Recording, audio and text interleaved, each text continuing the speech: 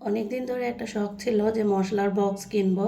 তো দারাজে ছবি দেখে অনেক ভালো লাগলো, দেখে আমি অর্ডার করেছিলাম আর কি। কিন্তু পাওয়ার পরে প্যাকেটটা খুলে আমি পুরাই হতভম্ব হয়ে গেছি একদম, যে এমন একটা জিনিস, কোনো কালার নাই, কিছু নেই।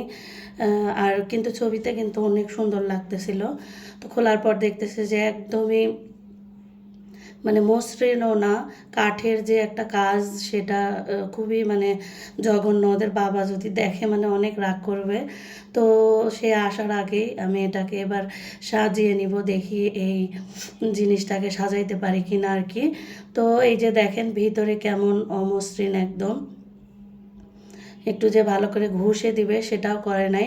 আর আমিও মানে না দেখেই মানে নিয়ে নিয়েছি, এটা একটা ভুল করছি আর কি।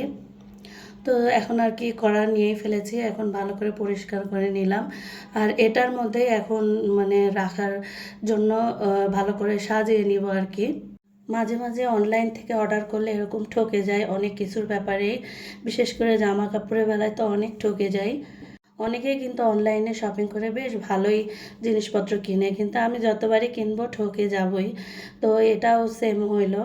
তো পরিষ্কার করে নিয়ে এখানে কাগজ পেরে নিয়েছি, যাতে মানে নিচের অংশগুলো না দেখা যায় বা নোংরা না ওঠে। এখন চিন্তা করতেছি যে এখান থেকে আবার পোকা না ওঠে।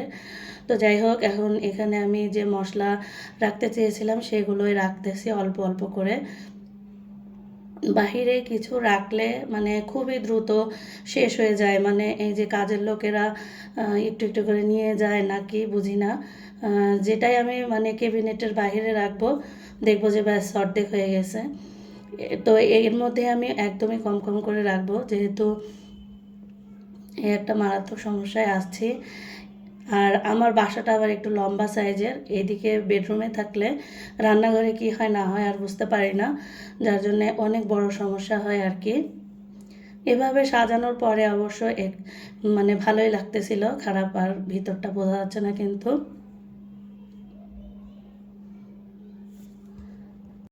এখন নিজে নিজে লস করেছি আর কি, যার জন্য নিজেই নিজের কাজের এখন প্রশংসা করি আর কি। তো এরপরে আমি এখানে একটা ম্যাট পেরে নিচ্ছি। এই ম্যাটটা কিন্তু আমি নিজেই সেলাই করেছিলাম। বাসায় পুরাতন সব অনেক উল টুল ছিল, সেগুলি দিয়ে বানিয়ে নিয়েছিলাম এক সময়।